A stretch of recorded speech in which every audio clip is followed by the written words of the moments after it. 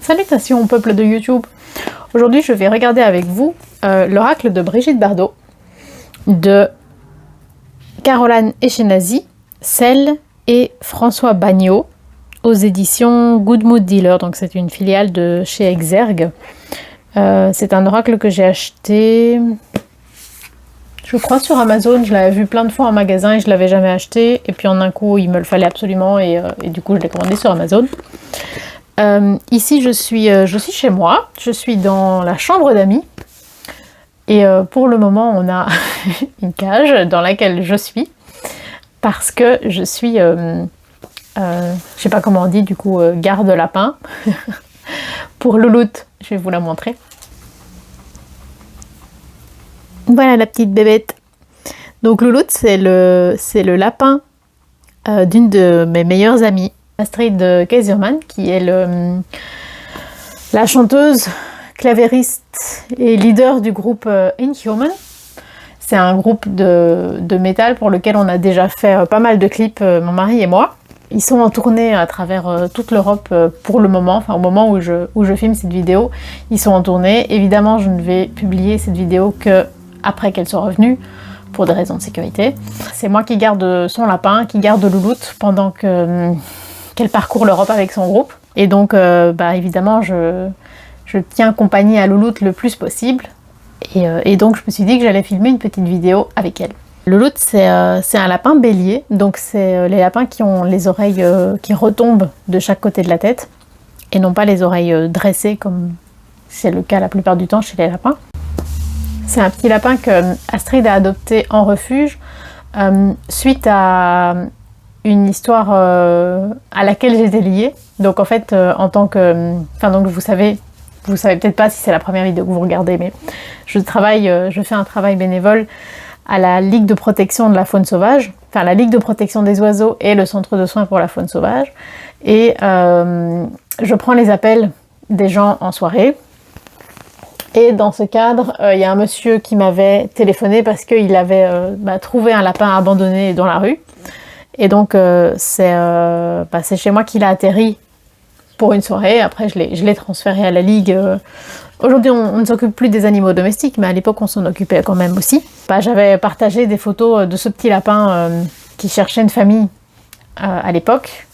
Ça avait réveillé... l'instinct maternel d'Astrid. Elle n'a pas adopté ce lapin-là parce qu'il a finalement été adopté par une copine de la Ligue. Mais ça lui a vraiment fait se rendre compte qu'elle avait envie d'avoir un animal, et en particulier un petit lapin. Voilà, je crois que c'est à la Croix Bleue qu'elle avait été. Bref. En tout cas, me voici en compagnie de Louloute. Et on va regarder ce petit oracle. Donc c'est un oracle de 45 cartes. Et on a un livret de 144 pages. C'est un oracle que j'ai assez peu vu présenter. À la base, c'est pas spécialement un thème, c'est pas un personnage qui me touche plus que ça à la base. C'est quelqu'un qui est quand même connu pour un côté, sa beauté physique. C'est clair que ça a énormément joué dans sa carrière. C'est pour ça qu'elle a été connue pendant toute une partie de sa vie. Et en fait, ce qui me touche dans ce personnage, c'est le revirement qu'a pris sa vie au moment où elle s'est sentie transportée par la cause animale. Et en fait, quand elle a arrêté aussi sa carrière en tant qu'actrice, je sais même pas si ça s'est fait en même temps. Je me demande si c'est pas au moment où elle a arrêté sa carrière d'actrice qu'elle s'est lancée dans la protection animale. Je sais que c'est un oracle qui a été présenté... Est-ce qu'il a été présenté par Sabrina ? En gros, c'est la vidéo où je vous dis que je ne sais rien. je sais que Sabrina l'a et qu'elle en a parlé. Et je sais que ce qui l'intéressait dans cet oracle, c'est toute la dimension de la beauté, de la sensualité, le côté glamour de Brigitte Bardot. Ce qui n'est pas très étonnant quand on connaît Sabrina. Mais enfin voilà, moi je me sens pas du tout concernée par cette dimension-là. Moi c'est vraiment la dimension de la protection animale qui me touche. Et voilà, donc c'est pour ça qu'à la base je m'étais pas spécialement intéressée à l'oracle, parce que c'est pas une personnalité qui m'a plus que ça touchée dans le temps. Mais c'est en faisant le lien avec la protection animale que finalement j'ai eu envie de l'acquérir aussi. C'est une grande boîte dont donc la matière est en carton assez doux, un aspect un peu satiné. C'est pas aussi doux que peau de pêche. Un peu pétale de rose, mais un peu moins doux que pétale de rose, on va dire. Et alors il y a du vernis sélectif. Ouais, ici, tout le bandeau ici est en vernis sélectif. Comme ça sur le côté. Donc redécouvrez le destin mystique de Brigitte Bardot. Brigitte Bardot est la plus grande star française. Sa vie évoque des thèmes universels, la beauté, la sensualité, la liberté, l'amour, l'amitié, le courage, l'intégrité, qui peuvent inspirer notre propre route. Ce coffret, créé avec l'autorisation officielle de Brigitte Bardot, explore son destin unique, sa nature libre, son mode de vie bourgeois et bohème, où se mêlent les guitares, le soleil et la mer, la danse, le cinéma, la chanson, la création de sa fondation pour les animaux, et surtout son absolue authenticité qui l'amène à toujours assumer qui elle est dans ses actes et ses paroles. Présenté comme ça, c'est sûr que c'est extrêmement inspirant. Conçu par Caroline Eskenazi, une admiratrice inconditionnelle de Brigitte Bardot, cet oracle porte une énergie flamboyante et solaire, à l'image de celle de l'icône planétaire, qui transmet douceur de vivre et confiance en soi. Les 45 cartes illustrées par l'artiste Cell, au ton délicieusement pop et acidulé, vous offriront toutes les clés essentielles pour avancer avec grâce, force et joie sur votre chemin de vie. Donc, on a un coffret qui s'ouvre comme ceci avec des petits aimants. Oups, quand on ouvre, c'est comme ceci. Donc, tout dans les tons rose et Vichy. Donc, le livre... C'est un petit livre relié à la colle, donc de la taille de la boîte bien évidemment. Dans la boîte, donc le fond est rose et on a un adorable pochon en Vichy rose. Oh, elle faisait sa toilette, c'est trop mignon. Tu es trop mignonne Louloute, petit lapin d'amour. J'aurais voulu vous filmer quand elle fait sa toilette, c'est trop chou.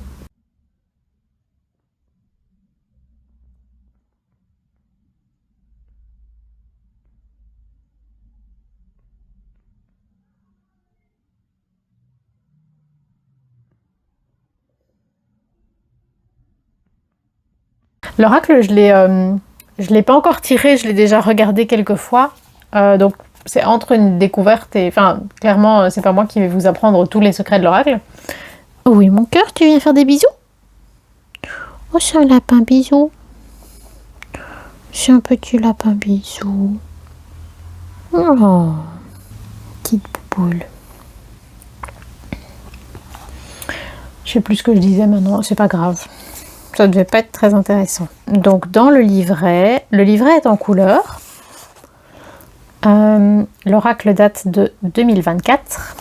On a une petite dédicace. Donc je dédie bien évidemment cet oracle à Brigitte Bardot, star de ma vie, qui accompagne et ensoleille mon cœur depuis mes 13 ans.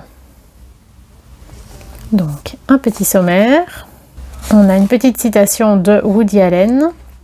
Ensuite, donc on a l'introduction. Donc le principe de l'oracle, c'est de contenir une magie solaire, donc à l'image de la star évidemment. Donc les messages sont censés être stimulants, pétillants et revigorants pour nous guider vers toujours plus de conscience et d'authenticité. Donc l'idée c'est de revisiter la destinée de Brigitte Bardot. Alors on a une petite biographie de Brigitte Bardot.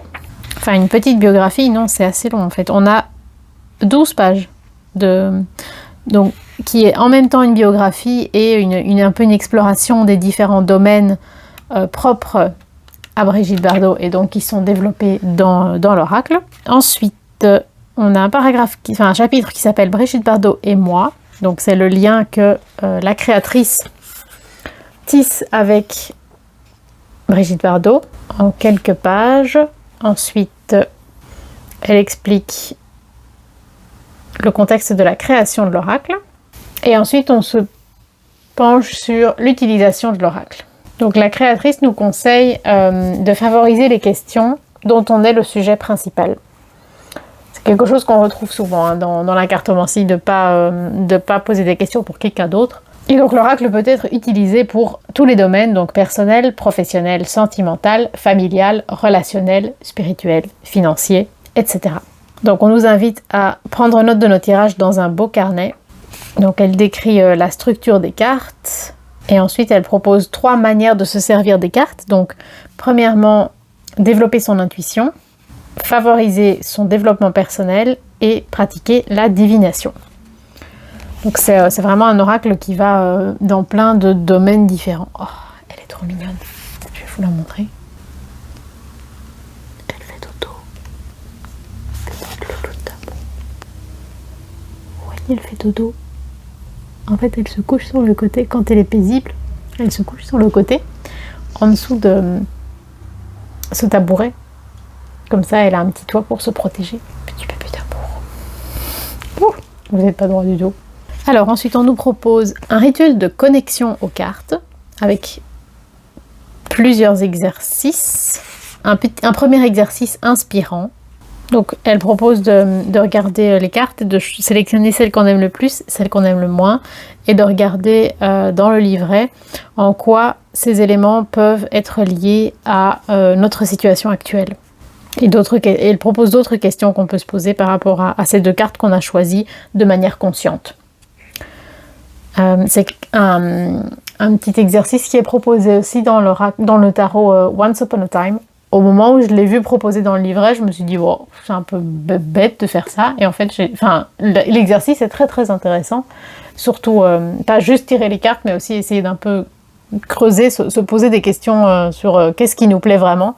Et j'ai vraiment bien aimé faire ça en fait. C'était plus intéressant que ce que je pensais de prime abord. Et je me rends compte que le livret de cet oracle est vraiment bien fait. Il aborde plein de sujets différents d'une manière très simple, j'ai l'impression très claire. Et donc c'est peut-être un oracle qui est bien accessible pour des gens qui n'ont pas vraiment l'habitude de tirer les cartes. Donc en premier oracle, s'il vous intéresse, si le sujet vous inspire, peut-être que ça peut avoir du sens. Alors on propose plusieurs tirages différents, donc un petit message du jour, un message express, tous les 2 en une carte. Ensuite on a le tirage temporel en 3 cartes, donc passé, présent, futur. Le tirage déclic en 4 cartes, un peu l'analyse d'une situation, des ressources, ce qu'on peut faire pour débloquer un problème. Ensuite le tirage de Brigitte Bardot en 8 cartes. 8 cartes parce que donc, le prénom Brigitte comporte 8 cartes. 8 lettres. Avec chaque fois un thème par lettre. Ils ont l'air sympas les tirages. Et ensuite, on s'intéresse aux cartes. Donc, à chaque fois, on a, comme ceci, une représentation de la carte en petit, en couleur. De l'eau du robinet. Donc, chaque carte possède donc évidemment une illustration, un numéro et un titre. Ensuite, on a un mot-clé, une description de la carte, donc la raison pour laquelle la créatrice a choisi de représenter telle situation, tel concept, telle image. Ensuite, on a l'enseignement général de la carte. On a un petit paragraphe qui s'appelle « À vous de jouer », donc qui propose des actions concrètes, et un petit message divinatoire. Et ensuite, pour chaque carte, on a une citation de Brigitte Bardot dans différents contextes. Voilà, donc c'est un peu le même principe pour chaque carte. Parfois, il y a 2 citations, mais c'est toujours la même structure. Et ensuite, pour terminer, donc on a une biographie de l'auteur, de l'illustratrice et du collaborateur, des remerciements de chacun des 3 et des explications complémentaires sur certaines cartes. Des choses que l'auteur souhaite préciser en plus au sujet des cartes. Et alors on termine avec l'adresse et le site internet de la Fondation Brigitte Bardot, donc pour la protection animale. C'est bien ça. Vous vous doutez que je ne vais pas dire le contraire. Donc, le petit pochon est très chouette parce que Enfin, c'est peut-être pas... Non, c'est peut-être pas du coton. Il est vraiment très joli et je trouve que c'est un bon choix esthétique. Mais, ouais, je pense que c'est un tissu synthétique. Bon, moi, ça me gêne pas trop, mais je sais qu'il y a des gens que ça gêne beaucoup, ce genre de choses. Alors, on a des grandes cartes que je ne sais absolument pas. Ah, si, j'arrive à les prendre comme ça, mais je ne vais pas les battre comme ça. Je vais les battre en les prenant comme ceci. Donc, ceci, c'est le dos. Très joli, en Vichy rose, avec les initiales de Brigitte Bardot. Ce sont des cartes brillantes. On a des tranches dorées. C'est un doré assez brillant, très joli, légèrement pailleté. Toutes ces subtilités ne transparaissent absolument pas à la caméra. Vous devrez me croire sur parole. Bah, on va regarder. Ah non, la qualité d'abord. Ouf. Ouais, je pense que... Et qu'est-ce que tu fais? Tu peux pas faire ça, mon cœur. Tu peux pas manger mon coussin. Non, non, non, non, non, non, non. Ça, c'est pas permis, petit cœur. C'est pour avoir des bisous, mais il y a d'autres manières d'avoir des bisous. Tu crois pas? Petit monstre. Les cartes ont l'air de quand même fort plier quand elles sont un peu malmenées, donc j'imagine que le shuffle nécessitera de le faire une fois dans un sens, une fois dans un autre. C'est le cas sur beaucoup de jeux, hein. C'est pas du tout exceptionnel. On voit pas à travers. Après, ma lumière est pas super forte. Non, la qualité, ça a l'air d'aller. Les cartes sont dans l'ordre.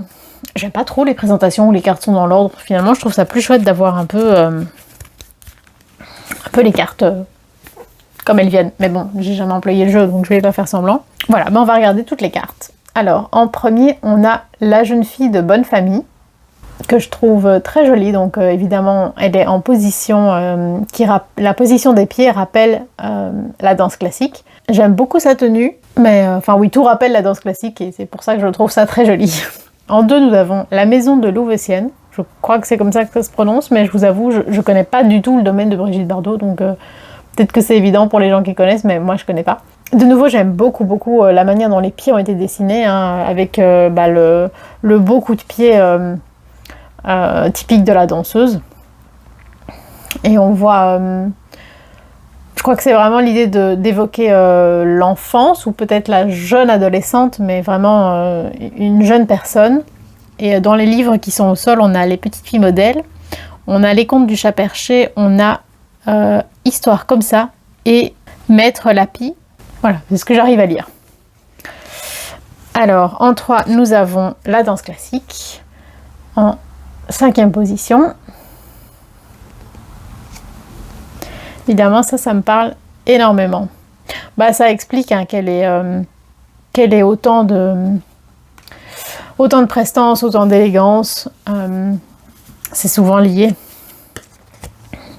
Alors, en 4, nous avons le Festival de Cannes, où on voit qu'elle court pieds nus et qu'elle abandonne des chaussures, qu'elle perd des chaussures. Je ne connais rien à Brigitte Bardot. Hein. Peut-être que tout ça, c'est connu par tout le monde, mais...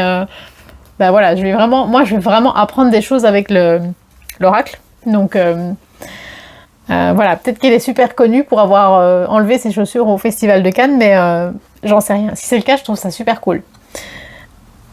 Mais voilà.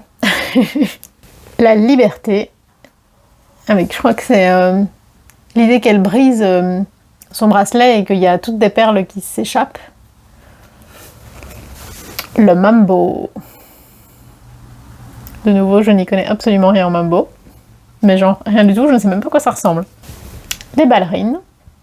Ça, c'est vrai que c'est un look que, personnellement, j'adore. Qui me va pas spécialement parce que j'ai pas des belles jambes. Mais vraiment, le style des petites ballerines et soit une longue jupe, soit une jupe... Quelle que soit la longueur de la jupe, je trouve ça beau. Et j'en porte moi-même énormément. Parce que ça rappelle vraiment le style de la danse classique. Et... voilà, moi c'est quelque chose que j'aime beaucoup, aussi bien sur moi que sur les autres.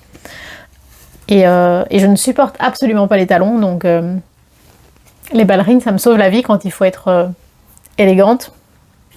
Mais je ne le suis jamais plus que ça parce que je supporte pas les talons.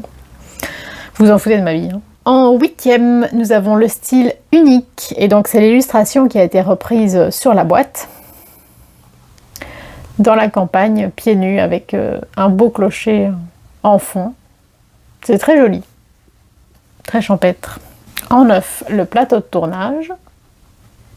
Elle est toujours, enfin pas toujours, mais souvent représentée pieds nus, donc j'imagine que c'est quelque chose qui lui était propre. Je trouve que c'est quelque chose qui a énormément de charme, mais moi j'y arrive jamais. En fait, j'adore l'idée d'être pieds nus, mais je suis tellement frileuse que, à moins qu'il fasse genre 40 degrés, je serai jamais pieds nus parce que j'ai froid dès que j'enlève mes chaussettes. C'est con. Hein. Et donc même en été en général, j'ai pas toujours des collants complets, mais genre j'ai des collants qui s'arrêtent au milieu de la jambe, enfin au milieu du tibia. Alors en 10, la Paul Doumer, je sais pas ce que ça veut dire, je connais pas. Je vais regarder ce que c'est quand même. Le mot-clé c'est chez soi. Ah bah c'est l'adresse à laquelle elle habite entre deux périodes de sa vie. Elle considère que c'est vraiment son chez elle parisien et elle y a vécu pendant de nombreuses années. C'est chouette, tu vas apprendre plein de trucs. Alors en 11, nous avons Saint-Tropez. En 12, la Madrague. Les illustrations sont vachement chouettes hein, et en effet on retrouve vraiment cette notion de soleil. J'aime bien, en fait j'aime mieux quand il y a des décors plutôt que quand c'est juste le personnage. En 13, la démarche fière. Ça évidemment c'est un héritage de la danse classique. C'est clair que quand on a fait de la scène, c'est quelque chose qui est très très fort et qui souvent reste ancré. En tout cas quand on y prête un peu attention, c'est quelque chose qui reste au fil de la vie. En 14, nous avons le flamenco, qui est une robe extraordinaire. En 15, l'amoureuse. J'aime bien sa robe. En 16, le plaisir. Dans son intérieur tout douillet. En 17, la vérité. En 18, les larmes. Je vais vraiment apprendre plein de choses sur le personnage parce que vraiment je ne connais pas du tout. En 19, Basoche. Et je vais regarder dans le livret ce que c'est parce que enfin, même le mot je ne connais pas. Donc le mot-clé c'est la simplicité. C'est un lieu à la campagne, donc elle a voulu fuir Paris et donc elle a été à Bazoches-sur-Guyonne, dans les Yvelines. De mon point de vue, je trouve qu'en France, les noms des endroits qui sont comme ça au milieu de nulle part, c'est tellement typique, c'est tellement français. On ne sait pas les inventer quoi. Enfin, c'est Bazoches-sur-Guyonne. Jamais j'aurais su inventer un nom comme ça. Ça me fascine. C'est une ancienne bergerie au toit de chaume. Ça doit être un endroit merveilleux. Et elle a utilisé cet endroit pour en faire don à sa fondation, pour faire un refuge. Pour les chiens et les chats qui doivent trouver une nouvelle famille. Sounds nice. Alors en 20, nous avons le cinéma. Ça va, petite poulette? Oh, tu viens faire des bisous. C'est un lapin bisou. En 21, la guitare.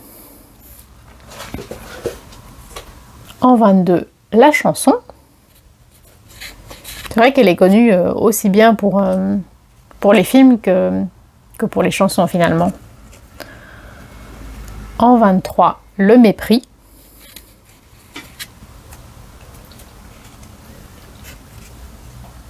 Elle est trop mignonne.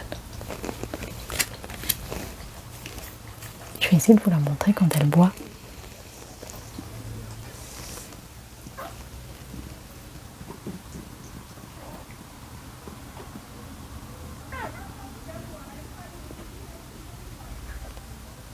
Petite boule qui boit. Trop choupi. 24, le signe de la balance. Comme ma belle-sœur. Vous vous en foutez, hein. 25, les amis.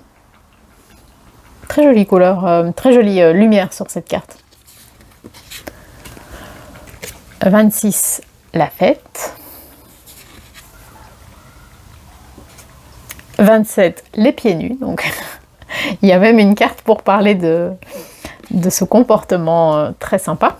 28, la Harley Davidson. Ah, j'ai mal aux jambes. 29, le soleil. 30, le bateau. 31, les cuissardes. Ça, c'est quelque chose que je déteste. Même sur quelqu'un qui a des jambes magnifiques, bon, sur moi, c'est sûr que ce serait absolument impossible, mais même quelqu'un qui a des jambes magnifiques, qui est hyper élancé et tout, je trouve que ça gâche tout. C'est vraiment quelque chose que je déteste. Vous vous en foutez complètement, je sais. 32, l'argent. 33, la flamboyante. 34, la Marianne.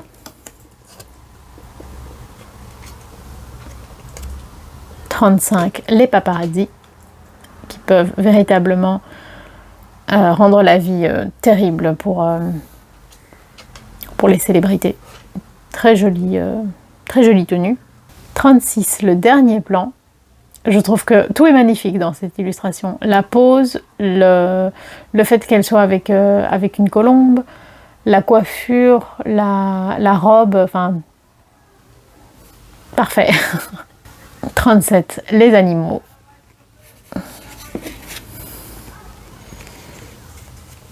38, le bébé phoque.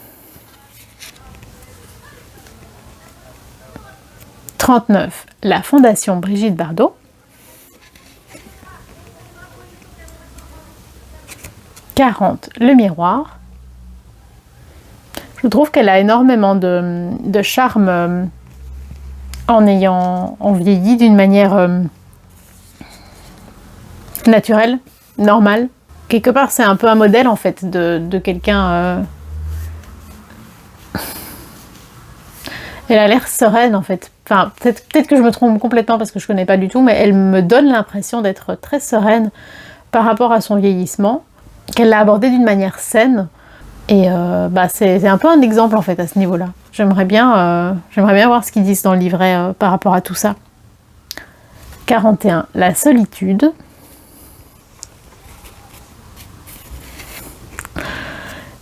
42, la chapelle de la Garrigue. 43, la star absolue. 45, le chemin sacré. Non, 44, le chemin sacré. Où on voit tous les éléments sur le chemin qui ont constitué sa vie. C'est très beau. Je pense que ça ferait...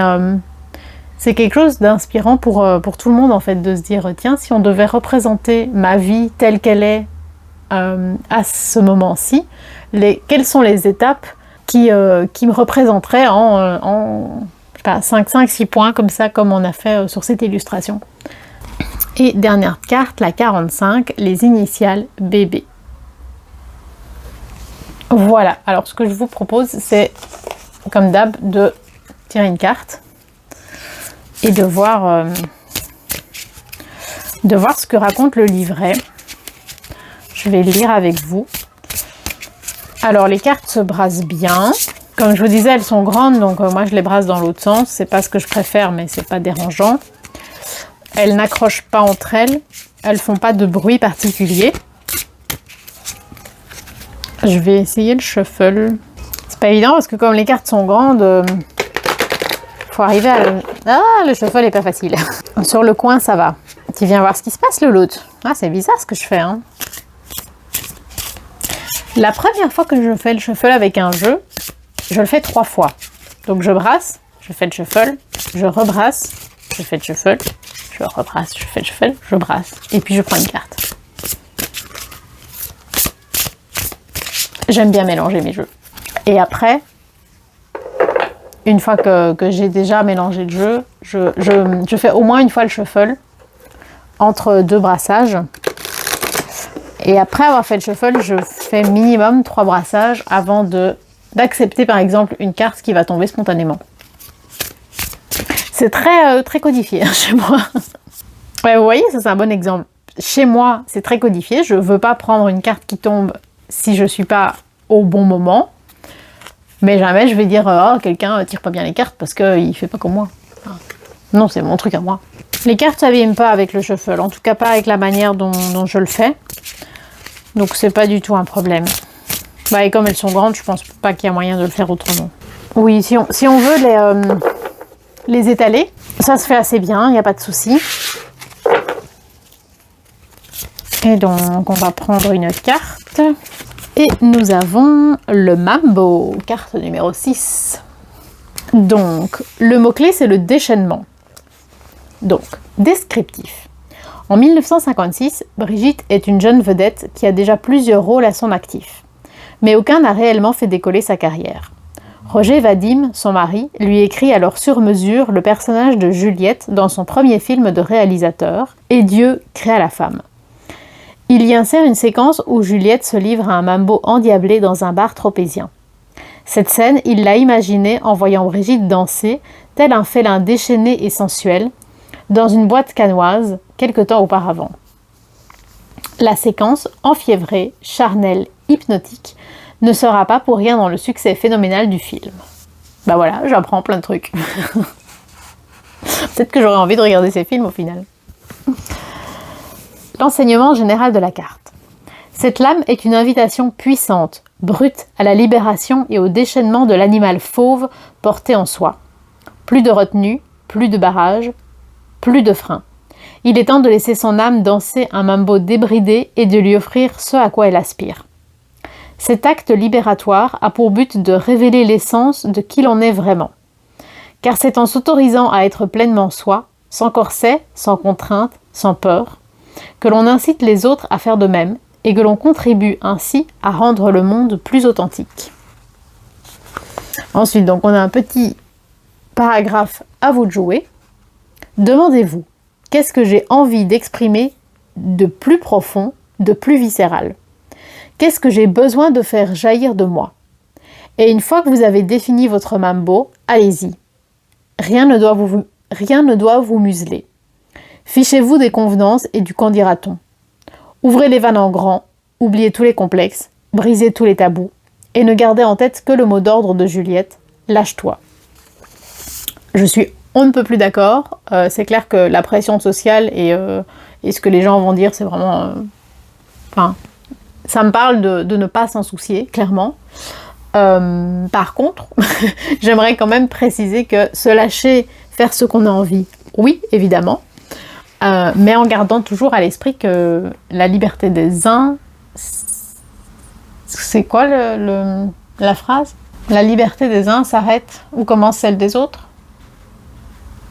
Dans l'idée que il faut quand même respecter, non pas la décence, respecter les limites des autres. Clairement, j'encouragerais quelqu'un à faire ce qu'il a envie de faire. Surtout si la seule chose qui lui retient, c'est « Ah, mais qu'est-ce qu'on va dire de moi ?» Là, on s'en fiche complètement, mais ça n'implique pas de faire du mal à quelqu'un. Enfin, ça me paraît évident, mais bref, whatever. Et le petit message divinatoire de la carte nous dit « Vous êtes sur le point d'expérimenter une épiphanie qui va tout bouleverser. Il y aura un avant et un après. Ça ira vite et fort, et ça va propulser votre vie dans une phase grandiose. » Et ensuite, la citation de Brigitte Bardot, c'est « Je dansais seule, pieds nus, libre, déchaînée, irritante pour les femmes, excitante pour les hommes. Mes hanches roulaient, tanguaient, j'avais chaud, je me défonçais, je mimais l'amour au rythme fou des tam-tams. C'était comme si une autre moi-même possédait mon corps. » Et donc c'est extrait de son livre initial Bébé aux éditions Grasset en 1996. Voilà, c'est tout ce que j'ai à dire pour le moment pour ce petit oracle, parce que je ne l'ai pas encore plus utilisé que ça. N'hésitez pas à me dire peut-être si ma vidéo vous a donné envie de vous décider à l'acquérir ou non, ou de le ressortir peut-être si vous l'avez déjà et que ça fait un petit temps que vous ne l'avez pas utilisé et qu'en voyant ma vidéo, vous vous êtes dit qu'il était temps de le ressortir.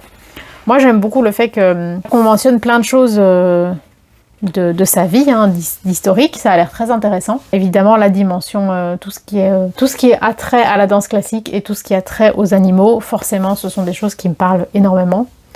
Donc voilà, je me réjouis d'en apprendre un peu plus sur ce personnage. Sur ce, Louloute et moi, on vous souhaite longue vie et prospérité.